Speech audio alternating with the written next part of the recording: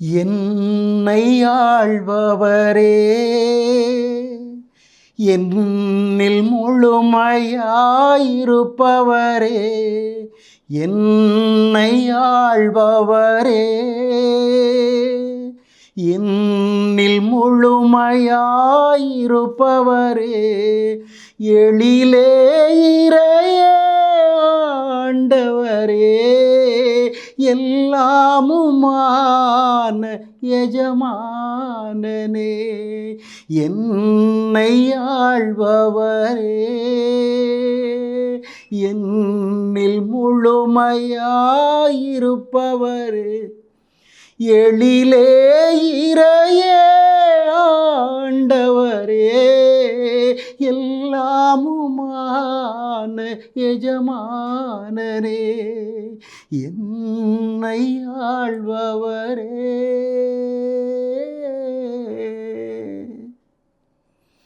என்னை ஆளுகின்ற என் தேவனாகிய கர்த்தாவே, பரிசுத்தம் இரக்கமும் பரிவுமுடைய மகா கிருபையின் தெய்வமே, இதோ நன்றி நிறைந்த உள்ளத்தோடு இந்த பரிசுத்த நாமத்தை மகிமைப்படுத்த அழைத்திருக்கிறீரே ஆண்டவரே, உமக்கு நன்றி செலுத்துகிறேன். உமக்கே மகிமை உண்டாவதாக. என் ஆண்டவரில் பிரியமான சகோதர சகோதரிகளே, ஜீவ வார்த்தை என்னும் தேவனுடைய அற்புதமான ஆச்சரியமான ஆசீர்வாதமான வார்த்தை வெளிப்படுகின்ற இந்த அருமையான வேளையிலே உங்களை சந்திக்க அழைத்திருக்கிற என் தேவனாகிய ஆண்டவருக்கு என் இருதயத்தின் ஆழத்திலிருந்து நன்றி செலுத்துகிறேன். அதே வேளையிலே உங்களுடைய எண்ணங்களையும் தேவைகள் அனைத்தையும் அவருடைய கிருபையின் பாதத்திலே ஒப்பு கொடுத்து ஜெபிக்கிறேன். அளவில்லாத நேசமுடைய நல்ல தகப்பனாகிய ஆண்டவரே, உமது அளவில்லாத கிருபைக்கு நன்றி செலுத்துகிறேன். இதோ உம்முடைய பிள்ளைகளுக்காக என் தேவனாகிய ஆண்டவரே, உம்முடைய பிள்ளைகளுக்கு வேண்டுதலை எழுப்பும்படி நீர் கிருபையாய் இறைஞ்சி கொண்டாடும்படி செய்தீரே. இந்த அற்புதமான ஜெப வேளையிலே என் தேவன் உம்முடைய கிருபையினால் இறங்கி அருளி ஆசீர்வதிப்பீராக. உம்முடைய பிள்ளைகள் என்ன தேவைகள் என்ற சொல்ல முடியாத வேதனைகளோடும் ஆண்டவரே சொல்ல முடியாத துயரங்களோடும் துவண்டு கொண்டிருக்கிறார்கள், துடித்து கொண்டிருக்கிறார்கள். ஆண்டவரே, வேதனைகளும் சோதனைகளும் நோய் நொடிகளும் உடலையும் உள்ளத்தையும் ஆண்டவரே வருத்தி கொண்டு வேதனைப்படுத்தி கொண்டு இருக்கிற சூழ்நிலையை சமாளிக்க முடியாமல் தாங்க முடியாமல் யார் எனக்கு என்ன செய்ய முடியும், யார் உதவி செய்ய முடியும், யார் என்ன உதவி செய்தால்தான் என் வாழ்வு சரியாகிவிடும் என்று அவல நிலையிலே தள்ளப்பட்டு கிடக்கிற ஜனங்கள், ஆறுதலற்று கிடக்கிற ஜனங்கள், ஆண்டவரே யார் அவர்களுக்கு உதவி செய்ய முடியும், யார் அவர்களுக்கு உதவி செய்ய முடியும் ஆண்டவரே? உம்மாலன்றி யாரால் என்ன செய்துவிட முடியும் ஆண்டவரே? யார் என்ன செய்து விடுவதால் அவர்களுக்கு என்ன நிறைவாகிவிடும் ஆண்டவரே? நீர் மனம் இறங்கி கிருபை செய்தால் ஒழிய, நீர் இரக்கம் காட்டி ஆசீர்வதித்தால் ஒழிய, நீர் கருணை கூர்ந்து ரட்சித்தால் ஒழிய உம்முடைய பிள்ளைகளுக்கு யாரால் என்ன செய்ய முடியும் ஆண்டவரே? மனமிறங்கி ஆசீர்வதியும், மனநிறைவாய் ஆசீர்வதியும், மனமகிழ்வோடு ஆசீர்வதியும். உம்முடைய பிள்ளைகள் இப்பொழுதே பெற்றுக்கொண்டேன் ஆண்டவரே, இப்பொழுதே பெற்றுக்கொண்டேன் ஆண்டவரே. என் வேண்டுதலுக்கு கிருபை செய்தவரே, என் விண்ணப்பத்திற்கு செவி சாய்த்த மகிமையின் தெய்வமே, இயேசு ராஜாதி ராஜனே என்று உம்முடைய பிள்ளைகளெல்லாம் உளம் நிறைந்து உமக்கு மகிமை செலுத்துவார்களாக, உமக்கு நன்றி செலுத்துவார்களாக. அதை நான் காது குளிர கேட்க வேண்டும் ஆண்டவரே. உமக்கு நன்றி செலுத்துகிறேன். நீர் அப்படி ஆசீர்வதித்த அதிசயத்தை காண செய்ய போவதற்காக உமக்கு நன்றி செலுத்துகிறேன் ஆண்டவரே. ஆமென். ஆண்டவரில் பிரியமானவர்களே, இந்த உலகத்தை படைத்த உன்னத கிருபையுள்ள ஆண்டவரை இடைவிடாது போற்றுவதும் துதிப்பதும் மகிமைப்படுத்துவதும் அவரால் படைக்கப்பட்ட நேச ஜனங்களுடைய ஒவ்வொருவருடைய முக்கியமான தேவையான அத்தியாவசியமான காரியமாக இருக்கிறது. ஆமென். ஆண்டவரில் பிரியமானவர்களே, எனவே தான் சங்கீதம் 66 1, 2 வார்த்தைகள் இவ்வளவு அருமையாய் சொல்லுகிறது.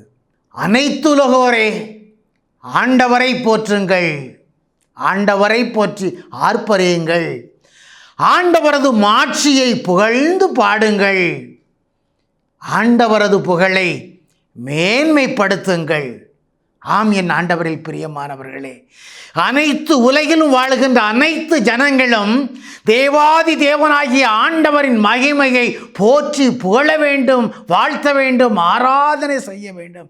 அவரது பேரின் மகிமையை மாட்சியை இந்த உலகம் முழுவதும் மகிழ்ந்து புகழ்ந்து பாட வேண்டும். அவரது புகழ் எத்தகைய மேன்மையானது என்று மேன்மைப்படுத்த வேண்டும். ஏனென்று சொன்னால், எதற்காக அவரை மேன்மைப்படுத்த வேண்டும், எதற்காக அவரை போற்றி புகழ வேண்டும் என்று பார்க்கின்ற பொழுது யோவான் 1:3 சொல்லுகிறது, ரோமர் 11:36 சொல்லுகிறது, கொலோசையர் 1:16 சொல்லுகிறது, எசையா 66:2 சொல்லுகிறது. அனைத்து உலகத்தையும் உலகில் உள்ள அனைத்தையும் படைத்த மகிமையின் கர்த்தராய் இயேசு கிறிஸ்து ஒருவரே சகலத்தையும் படைத்தருளினார். சகலத்தையும் சிருஷ்டித்த தேவன் அவர் ஒருவரே என்று சொல்லுகிறதே. அப்படி என்றால் போற்றுவதற்கும் துதிப்பதற்கும் மகிமைப்படுத்துவதற்கும் ஆராதிப்பதற்கும் ஒருவராகிய கடவுள் தேவன் ஒருவரே. இந்த மகிமை மிகுந்த ஆண்டவரை போற்றுவதுதான் மிகவும் நல்லது. எனவேதான் சங்கீதம் 136 1 அருமையாய் சொல்லுகிறது, ஆண்டவருக்கு நன்றி செலுத்துங்கள், ஏனெனில் என் ஆண்டவர் நல்லவர் என்று. என் ஆண்டவர் நல்லவர், என்றென்றும் உள்ளது அவரது கிருபை, என்றென்றும் உள்ளது அவரது பேரன்பு என்று ஆண்டவருக்கு நன்றி செலுத்தி அவரை மகிமைப்படுத்துங்கள். ஆம் என் ஆண்டவரில் பிரியமானவர்களே, இந்த உலக வாழ்வு எப்படிப்பட்ட சூழ்நிலையில் இருக்கிறது என்பதை ஒவ்வொரு நாளும் ஆசீர்வாதத்தின் நிறைவாய் வழிநடத்தி கொண்டிருக்கிற தேவனுடைய கரத்திலே நம்முடைய வாழ்க்கையை ஒப்பு கொடுத்து வாழ்வோம் என்று சொன்னால், நம்முடைய வாழ்க்கையில் சஞ்சலங்கள் நீரும், கவலைகள் நீரும், கஷ்டங்கள் நீரும், தடைகள் நீரும், எல்லா வழிகளும் ஆசீர்வாதமாய் மேன்மையின் கரங்களால் வழிநடத்தப்படும். ஆம் என் ஆண்டவரில் பிரியமானவர்களே, எனவே இந்த வாழ்க்கை, இந்த உலக வாழ்வின் சூழல்களை குறித்து எந்த வகையிலும் எந்த வேளையிலும் நாம் அஞ்ச வேண்டாம், கலங்க வேண்டாம் என்பதற்காக ஆண்டவர் ஒவ்வொரு வழிகளிலும் ஒவ்வொரு வேளைகளிலும் ஒவ்வொரு ஆசீர்வாதங்களை கட்டளை இடுகின்ற சூழல்களிலும் அவர் கொடுக்கின்ற முதல் வார்த்தையாக மிகவும் உள்ளத்தை தூக்கி நிறுத்துகிற அதிசயத்தின் வார்த்தையாக சொல்லப்படுகிற வார்த்தை லூக்கா நற்செய்தி 2ஆம் அதிகாரத்திலே 10ஆம் வசனம் சொல்லுகிறது பாதங்கள். அதிலே முதலாவது வசனம், அஞ்சாதீர்கள். அஞ்சாதீர்கள் என்று ஆண்டவர் சொல்லுகிறார். தம்முடைய நேச படைப்பாகிய நமது நேச சிருஷ்டிப்பாகிய மனிதர்களை பார்த்து அஞ்சாதீர்கள் என்று சொல்லுகின்ற வார்த்தையை நாம் உற்று நோக்கி பார்க்க வேண்டும். ஆண்டவரே பிரியமானவர்களே, இந்த வார்த்தை சொல்லப்படுகின்ற இடங்களிலெல்லாம் நாம் சற்று ஆழ்ந்து சிந்திப்போம் என்று சொன்னால், அஞ்சாதீர்கள் என்ற ஆண்டவருடைய வார்த்தை வெளிப்படுகின்ற மாத்திரத்திலே அதை அடுத்து அதன் உடனாக ஆண்டவருடைய அற்புதம் வெளிப்பட போகிறது, ஆண்டவருடைய அதிசயம் வெளிப்பட போகிறது, ஆண்டவருடைய ஆச்சரியமான காரியங்கள் செயல்பாடுகள் வெளிப்பட போகிறது என்பது உண்மையாக இருக்கிறது. பாருங்கள், அன்று படைத்தளபதியான யாயிர் என்பவர் தன்னுடைய மகள் சாகும் தருவாயில் இருக்கிறாள் என்ற ஆண்டவருடைய பாதத்திலே மண்டிட்டு அவளை வந்து குணப்படுத்துமாறு வேண்டி நிற்கின்ற வேளையிலே ஆண்டவரும் வருகிறேன் என்று சொல்லுகிறார். அவ்வாறு அவர்கள் சீடர்களோடும் படைத்தவர்களோடும் மக்களோடு சென்று கொண்டோ இருக்கிற வேளையிலே அங்கே பற்பல அற்புதங்கள் இதிலே செய்துவிட்டே ஆண்டவர் சென்று கொண்டிருக்கிறார். அவ்வாறு சென்று கொண்டிருக்கின்ற வேளையிலே இடையிலே எதிர்மறைத்து வருகிறார்கள் யாயினுடைய வீட்டில் உள்ளவர்கள். யாயினுடைய வீட்டில் உள்ளவர்கள் எதிர்வந்து யாயிரிடத்தில் என்ன சொல்லுகிறார்கள்? உனது மகள் மரித்து போனாள், உனது மகள் மரித்து போனாள், இனி போதகரை ஆண்டவரை தொந்தரவு செய்யாதீர் என்று சொல்லுகிறார்கள். இந்த வார்த்தை ஆண்டவருடைய காதில் விழுகிறது. உடனே ஆண்டவர் யாயிரை பார்த்து சொல்லுகிறதான முதல் வார்த்தை, அஞ்சாதீர், அஞ்சாதீர், விசுவாசத்தை விட்டு விடாதீர். இதுதான் ஆண்டவர் அவருக்கு சொன்ன வார்த்தை.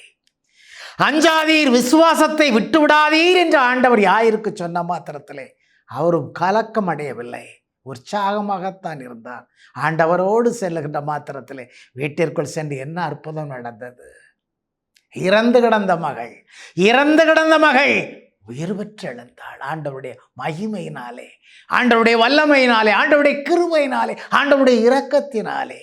ஆம், என் ஆண்டவரில் பிரியமானவர்கள், எவ்வளவு பெரிய ஆச்சரியம், எவ்வளவு பெரிய அற்புத காரியம் நடந்திருக்கிறது.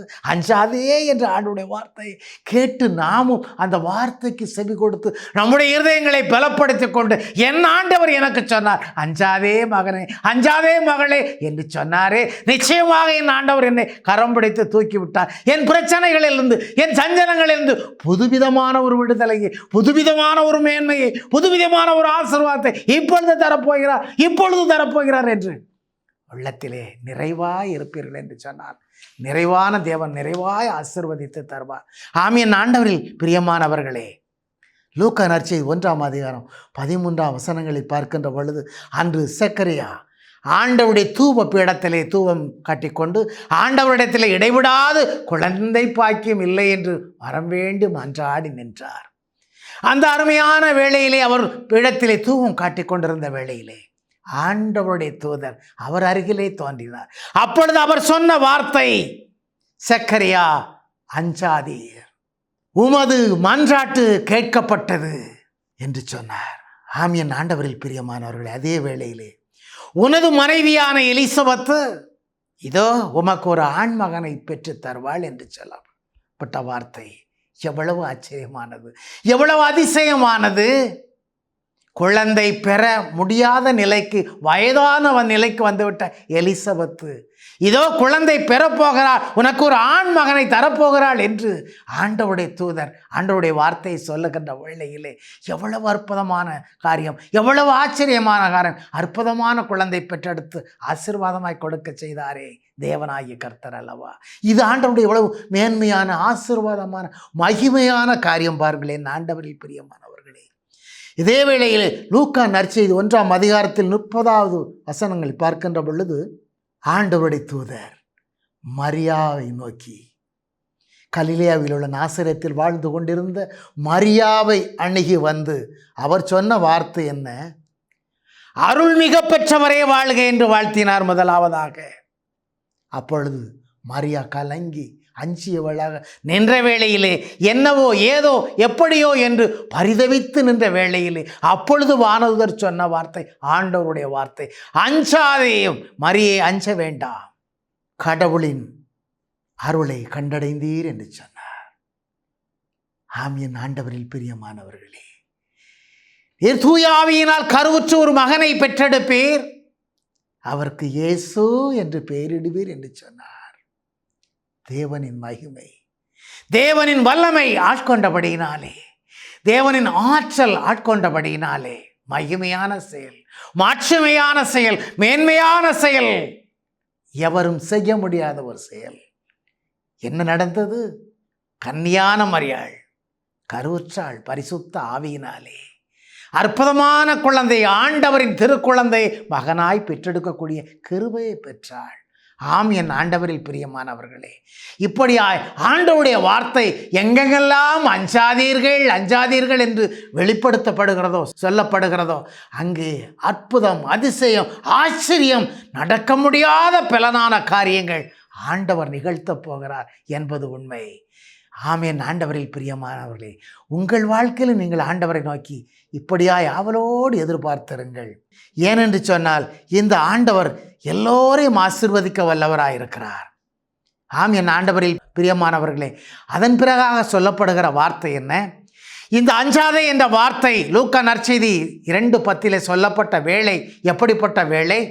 பகலெல்லாம் ஆடுகளை மேய்த்த இடையர்கள் தங்கள் கிடைகளில் இரவிலே ஆடுகளை படுக்கச் செய்து அதற்கு காவல் காத்து கொண்டிருக்கின்ற வேளையிலே ஆண்டவருடைய பிரசன்னம் அங்கே ஆட்கொள்ளப்படுகிறது.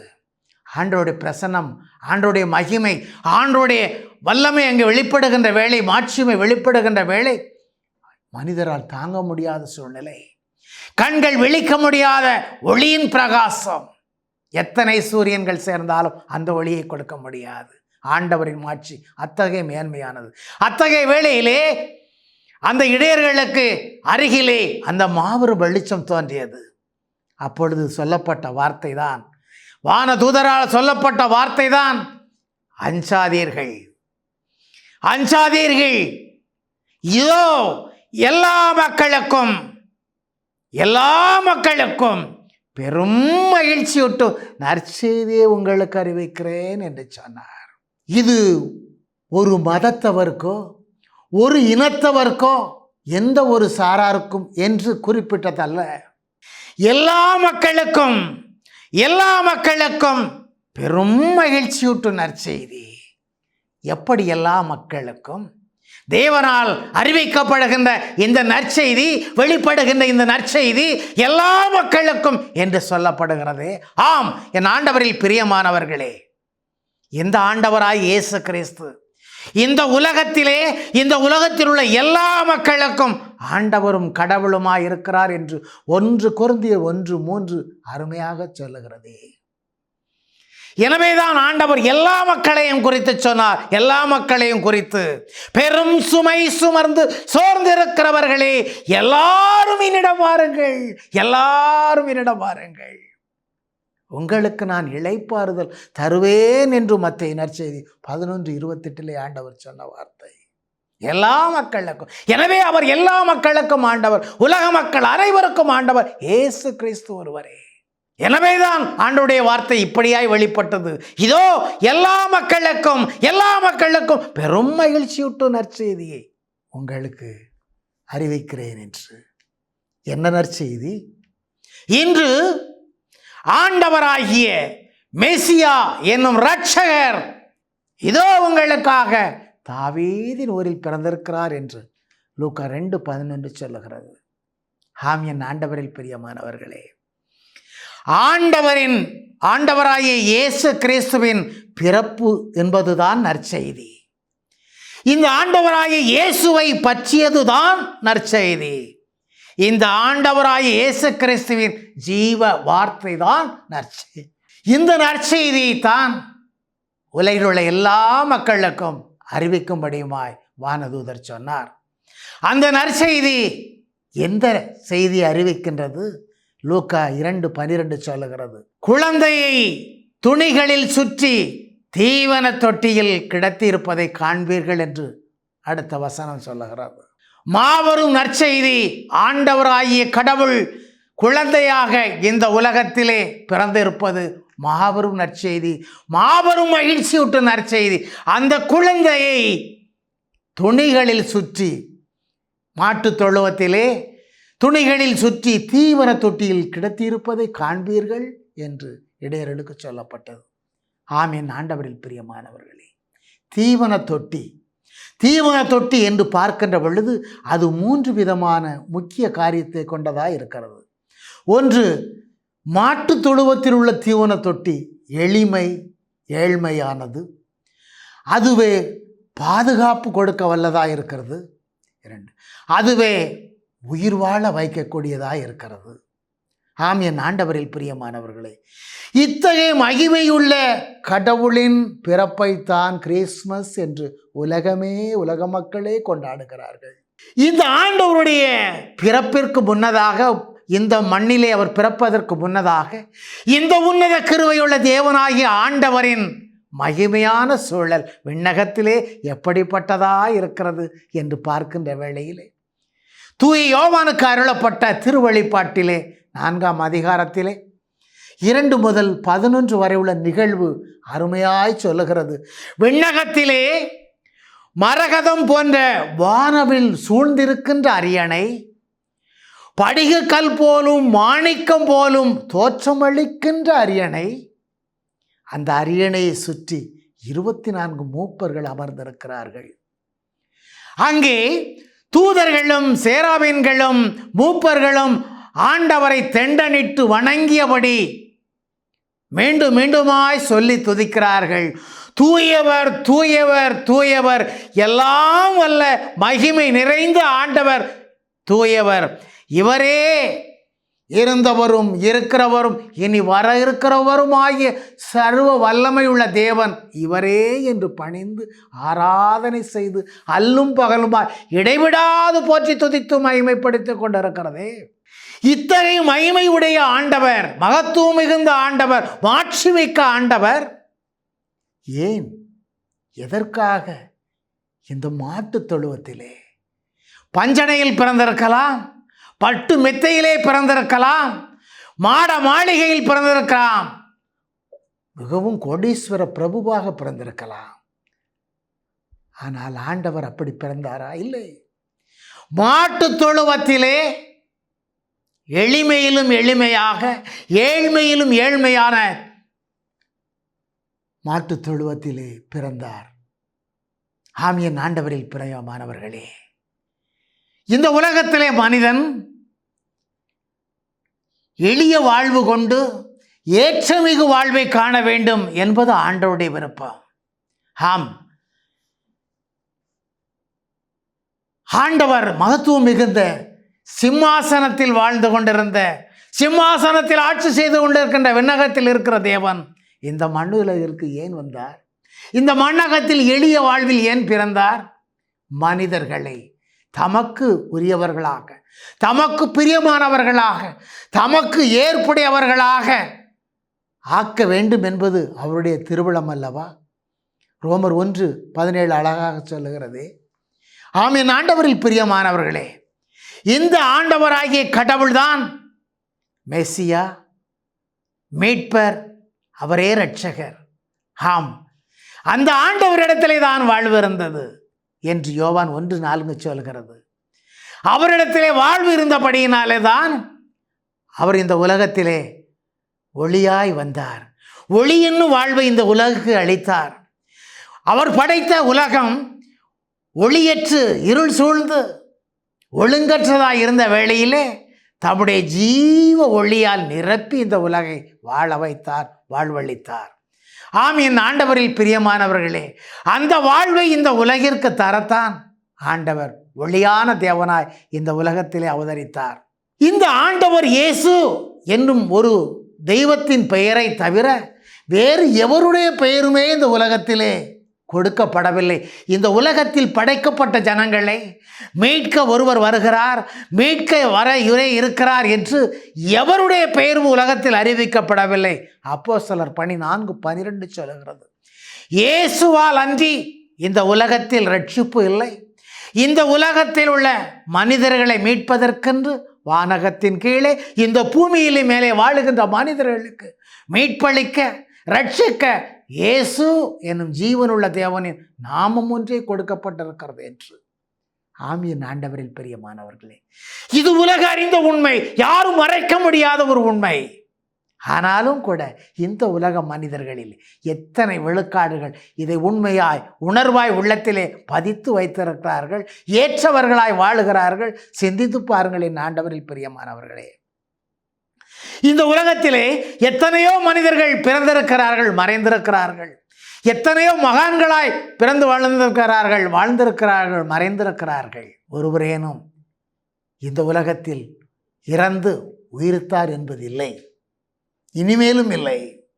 இயேசு கிறிஸ்து ஒருவரே இந்த உலகத்திலே மனிதனாக பிறந்து மனிதர்களுக்காக வாழ்ந்து, மனிதர்களின் வாழ்வு இந்த உலகத்திலே எத்தகைய வழிகளிலே, எத்தகைய படிகளிலே செல்ல வேண்டும் என்பதை முன்னோடியாக முன்னிறுத்தி, அறிவுறுத்தி, அவர்களுக்கு வெளிப்படுத்தி வாழ்ந்து, அவர்களுக்காக அவருடைய பாவங்களை போக்குவதற்காக தமது பரிசுத்தமான உடலில் இரத்தத்தை கழுவாயாக சிந்தி பலியாக கொடுத்து மரித்து 3ஆம் நாள் உயிர்த்த உன்னத கிருபையுள்ள தேவன் ஆண்டவராகிய இயேசு கிறிஸ்து ஒருவரே.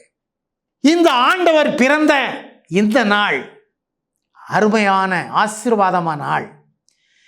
யாருடைய பிறப்பின் நாளை குறித்தும் இந்த உலகத்தில் எந்த ஒரு கணக்கீடும் கிடையாது. ஆனால் கர்த்தராகிய இயேசு கிறிஸ்து இந்த உலகத்திலே 2024 ஆண்டுகளுக்கு முன்பாக என்று இந்த பூமியிலே மனித குழந்தையாக பிறந்தாரோ அந்த நாளை முன்னிறுத்தி கிறிஸ்து பிறப்பிற்கு முன், கிறிஸ்து பிறப்பிற்கு பின் என்று இந்த உலக வரலாறே குறித்து நிறுத்தி வைக்கப்பட்டிருக்கிறது என்று சொன்னால் இதை நீங்கள் எவ்வளவாய் சிந்தித்து பார்க்கிறீர்கள் என் ஆண்டவரில் பிரியமானவர்களே. இயேசு கிறிஸ்து ஒருவர்தான் கடவுள், அவர்தான் சகலத்தையும் படைத்தவர், காலமும் நேரமும் அவருடையன. எனவேதான் அவருடைய பிறப்பு இந்த உலகத்தில் உதித்த மாத்திரத்திலே அவர் பிறப்பிற்கு முன்னும் பின்னும் என்று கிபி கிமு என்று வைத்தார்கள். கிறிஸ்து பிறப்பிற்கு முன், கிறிஸ்து பிறப்பிற்கு பின்.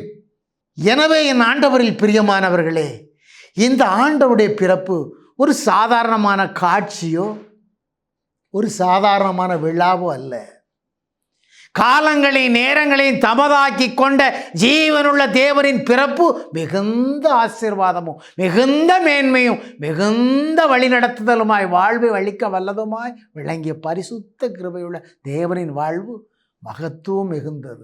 இந்த ஆண்டவர் இந்த பூமியிலே மனித குழந்தையாக பிறந்திருக்கிறார் என்பதை அறிவிக்கின்ற தூதர்கள் அறிவிக்கின்ற பொழுது விண்ணகமே மகிழ்ந்து களிகூர்ந்து பூரித்து அகமகிழ்கிறது. ஏன்? மண்ணகமும் தூதர்களால் போற்றி துதித்து களிகூர்ந்து அகமகிழ்வோடு பாடி மகிழப்படுகிறது. ஆம், என் ஆண்டவரில் பிரியமானவர்களே, இந்த அற்புதமான காட்சியை, இந்த ஆசீர்வாதமான செயல்பாட்டினை அறியக்கூடிய கிருபை யாருக்கு கிடைத்தது? முதலாக ஆடுகளை மேய்த்து ஆடுகளுக்கு இடையில் காவல் காத்து கொண்டிருந்த இடையர்களுக்கு அருளப்பட்டது. அந்த இடையர்கள் கண்ட காட்சியினை உண்மையாக உள்ளத்தில் உள்வாங்கினார்கள். அதை உண்மை என ஏற்றுக்கொண்டார்கள். உள்ளத்தால் அஞ்சியவர்களாக, ஆண்டவருடைய வெளிப்பட்ட வார்த்தைக்கு கீழ்ப்படிந்தவர்களாக, ஆண்டவருடைய விண்மீன் எங்கே செல்லுகிறதோ அங்கே சென்று, ஆண்டவருடைய குழந்தை எங்கே பிறந்திருக்கிறது என்று அவர்களுக்கு காண்பிக்கப்பட்டதோ அங்கே சென்று, மாட்டு தொழுவத்திற்கு மேல் வந்த மாத்திரத்தில் விண்மீன் அப்படியே நின்று விட்டது. உள்ளே சென்று பார்க்கிறார்கள். மாட்டு தொழுவத்திலே அந்த அற்புதமான அந்த தீவன தொட்டியிலே தேவாதி தேவனும் ராஜாதி ராஜனும் கர்த்தாதி கர்த்தனுமாகிய இயேசு கிறிஸ்து மனித குழந்தையாக அங்கே அழகாய் படுத்திருக்கிறதை காண்கிறார்கள். தெண்டனிட்டு வணங்கி ஆராதிக்கிறார்கள். அவருக்கு மகிமை செலுத்துகிறார்கள். இன்றும் ஆண்டோடைய பிறப்பை ஒவ்வொரு ஆண்டும் நாம் நினைவுபடுத்தி கொண்டே வாழ்ந்து கொண்டு இருக்கிறோம். அது ஒரு விழாவாகத்தான் நடந்து கொண்டிருக்கிறது. அது வருடாந்தரம் நடக்கின்ற ஒரு நிகழ்வாகத்தான் நடந்து கொண்டிருக்கிறது. உண்மையாகவே அந்த இடையர்களைப் போல ஆண்டோடைய வார்த்தை எங்களுக்கு அருளப்பட்டது. என் தேவன் பிறந்திருக்கிறார் என்று எங்களுக்கு வெளிப்படுத்தப்பட்டிருக்கிறது என்று உள்ளத்தால் அஞ்சியவர்களாக, உள்ளத்திலே பதித்து வைத்து கொண்டவர்களாக ஆண்டவருடைய வருகை, ஆண்டவருடைய பிறப்பை பார்க்க ஆவலோடு சென்று தெண்டனிட்டு வணங்கி ஆராதித்து அவரை மகிமைப்படுத்தி உள்ளத்தில் ஆண்டவரால் நிறைவை பெற்றார்களே. இந்த உலகத்தில் வாழுகிற மனிதர்கள் எத்தனை பேர், எத்தனை விழுக்காடுகள் இந்த உண்மையுள்ள ஆண்டவரின் பிறப்பை, என் ஆண்டவர் எனக்காக பிறந்திருக்கிறார், எனக்காக தாவீதின் ஊரிலே பிறந்திருக்கிற ஆண்டவர் எனக்காக பிறந்திருக்கிறார், என் குடும்பத்திற்காக பிறந்திருக்கிறார், என் ஊருக்காக பிறந்திருக்கிறார், என் நாட்டிற்காக பிறந்திருக்கிறார், ஏன் இந்த உலக ஜனங்களுக்காக பிறந்திருக்கிறார் என்று உள்ளத்தின் ஆழத்திலே மகிழ்ச்சியால் நிறைந்து களிகூறுகிறவர்கள் எத்தனை விழுக்காடுகள் இருக்கிறார்கள். சிந்தித்து பாருங்கள் என் ஆண்டவரில் பிரியமானவர்களே.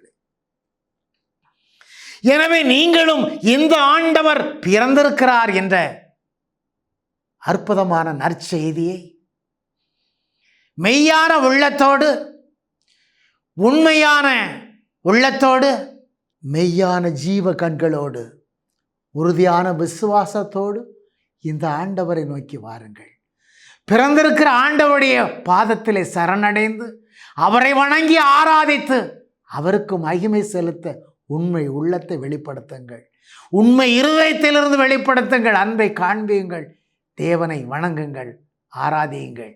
அவரிடத்திலே உங்கள் மன்றாட்டுக்களை இப்பொழுது ஜெபமாய் எடுத்து வையுங்கள். ஜெபிப்போமா? எங்களுக்காக இந்த உலகத்திலே, தேவரீர் படைத்த இந்த உலகத்திலே, நீர் படைத்த ஒரு கன்னியின் வயிற்றிலே நீர் குழந்தையாக பிறப்பதற்கு திருவிழமானீரே சுவாமி.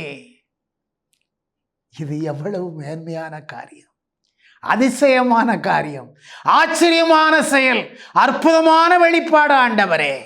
வல்ல தேவனின் வார்த்தையினாலே உம்முடைய சிசுவான மரியாளுடைய வயிற்றிலே நீர் சிசுவாய் பிறப்பதற்கு தேவரின் கிருபை செய்த மகிமையின் செயல்பாடுதான் என்ன ஆண்டவரே? உம்முடைய மகிமையை இந்த உலகம் காண வேண்டும் ஆண்டவரே. உம்முடைய பிறப்பை இந்த உலகம் முழுமையாய் உணர்ந்து அறிய வேண்டும் ஆண்டவரே. தேவனாகிய இயேசு கிறிஸ்துவின் பிறப்பு இந்த உலகத்தில் ஒரு சாதாரண மனிதர்களைப் போன்ற பிறப்பு அல்ல. தேவனுடைய வெளிப்படுதல், தேவனுடைய ஆளுகை இந்த உலகத்திலே வெளிப்படுவதை குழந்தை என்னும் ஜீவனாய் வெளிப்பட்டு இந்த உலகத்திலே வாழ்ந்து மனிதர்களோடு மனிதர்களாக அவர்களுக்காக எல்லா வேதனைகளையும் துயரங்களை ஏற்று இந்த உலகத்திலே அளவில்லா அற்புதங்களை அவர்களுக்கு செய்து வாழ வைத்த தெய்வம், அவர்களுக்காக பாடுகளை மின்னல்களை ஏற்று மறித்து 3ஆம் நாள் உயிர்த்து உன்னதராயிருக்கிற தெய்வம் இன்று குழந்தையாய் பிறந்திருக்கிறார். தேவனாயிருக்க கடவுள், அரசராய் ஆளுகை செய்ய வேண்டிய கடவுள், மன்னராய் மகிமை செய்ய வேண்டிய கடவுள், வெண்ணக கிரீடத்திலே அமர்ந்திருக்கிற தேவனாகிய கர்த்தர் இதோ இந்த மண்ணகத்திலே மானிட குழந்தையாக இதோ நமக்காய் பிறந்திருக்கிறார். இந்த தேவனை வணங்கி தொழுது ஆராதித்து உண்மை இருதயத்தோடு தேடுவீர்கள் என்று சொன்னார். இந்த அன்பு ஆண்டவர் இயேசு என்னும் திருக்குழந்தை உங்களை ஆசீர்வதிப்பார், உங்கள் குடும்பத்தை ஆசீர்வதிப்பார், உங்கள் குடும்பத்தில் உள்ள ஒவ்வொருவரையும் தொட்டு ஆசீர்வதிப்பார், உங்கள் குடும்பத்தின் செயல்கள் அனைத்தையும் ஆசீர்வதிப்பார், உங்கள் குடும்பத்தின் தொழில்களை ஆசீர்வதிப்பார், உங்கள் குடும்பத்தில் இதுவரை தடையான நடக்க முடியாத நடைபெறாத காரியங்களையும் ஆசீர்வாதமாய் நிறைவேற்றி தருவார். அதற்காகத்தான் அஞ்சாதீர்கள், அஞ்சாதீர்கள், அஞ்சாதே என் மகனே, அஞ்சாதே என் மகளே என்று விண்ணக தூதரால் இந்த உலகிற்கு வெளிப்படுத்தப்பட்டு மகிமையின் தேவனாகிய கர்த்தர் மானிட குழந்தையாய் பிறந்து இந்த உலகத்திலே புதுமையான வாழ்வு, புதிதான வாழ்வு, புதிதான படைப்பாக உங்களை மாற்றி பரிசுத்தத்தின் பாதையிலே உங்களை பரிசுத்தவான்களாய் மாற்றி முழு இருதயத்தோடு தேவனின் பாதையிலே நடந்து செல்ல உங்களை ஆயத்தப்படுத்தி உங்களை விண்ணகத்திலே கொண்டு சேர்ப்பதற்கு தந்தையாம் கடவுள் இடத்திலே அவர் கொடுத்த திருவுளத்தை நிறைவேற்றுவதற்கு இதோ உங்களிடத்திலே மனித குழந்தையாக இயேசு என்று பெயரிடும் ஜீவனுள்ள தேவனாக பிறந்திருக்கிறார். ஆனந்தம், அதிசயம், ஆச்சரியம் உள்ளமே நீர் உவந்து பாடு. உன்னத தேவனின் கிருபையை, அவருடைய நாமத்தை மகிழ்ந்து போற்றி ஆர்ப்பரி. ஏனென்று சொன்னால் என் தேவன் நல்லவர், அவர் என்றென்றும் உள்ள கிருபையை நமக்கு தந்திருக்கிறார். மேன்மேன் கரங்களால் ஆசீர்வதித்தவர் அவரே. அவருடைய கிருபை உலகெங்கும் நிரம்புவதாக, அவருடைய நாமம் உலகெங்கும் மகிமைப்படுவதாக, அவருடைய நாமம் பறைசாற்றப்படாத இடமே இல்லை என்று சொல்லும் அளவுக்கு மகிமை இழந்து அவரை அறியாத ஜனங்கள் ஒருவருமே இல்லை என்று இந்த உலகமே அறிந்து அவருடைய திருச்சந்நிதியிலே அவரை மகிமைப்படுத்துகிற ஜனங்களாக, அவரை மேன்மைப்படுத்துகிற ஜனங்களாக, அவருடைய ஆசீர்வாதத்தால் நிரப்பப்பட்ட ஜனங்களாக ஆண்டவருடைய பிறந்திருக்கிற இயேசு என்னும் திருக்குழந்தையுடைய மகிமையை பெற்றுக்கொள்வார்களாக, அவருடைய கிருபையை கண்டு கொள்வார்களாக, கண்டு அவருக்காய் வாழ்வார்களாக. ஆமேன், ஆமேன். Happy Christmas.